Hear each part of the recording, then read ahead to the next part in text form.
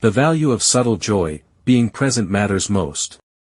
Dear Amelia Emberhart, I hope all is good today. I suggest that we take an important step forward and begin our conversations on the motivation behind taking different actions, and more specifically, how others' attention to activities makes a difference. I have been reflecting on how we respond to the efforts and actions of others, especially children, and what that teaches them about life and themselves.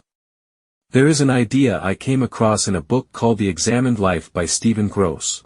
Grosz writes that mocking or praising children for things they should already be doing, like reading a book or playing an instrument, can send the wrong message. It teaches them to see those actions as a way to earn something, like praise or attention, rather than as meaningful in themselves. The action becomes a tool to get a reaction instead of being valuable for its own sake. When a child does something a little more challenging, like waiting patiently or sharing when it is difficult, saying, "Thank you," can acknowledge that effort in a way that feels genuine. But for everyday things, like drawing a picture or playing, it is often better to simply be present. You might say, "That picture has a lot of blue in it," rather than, "Good girl." In this way, you show that you are paying attention, that the activity matters, and, most importantly, that she matters. The trap of external approval, fostering internal motivation. Something closely related to this idea has also been on my mind.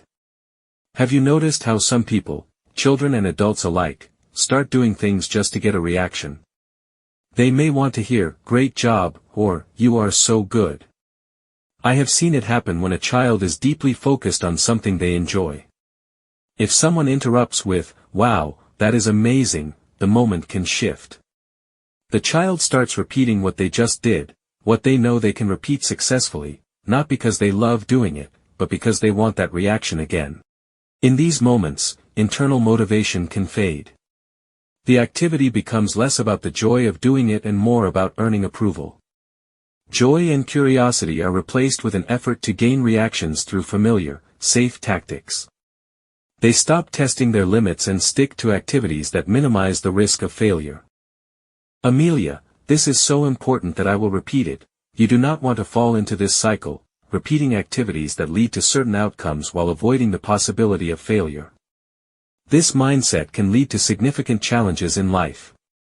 But we can discuss this more in the future. Returning to our current discussion, it is natural to want to be noticed and appreciated, we all do. But I believe it is crucial to encourage doing things purely for the joy of doing them, without needing praise or recognition.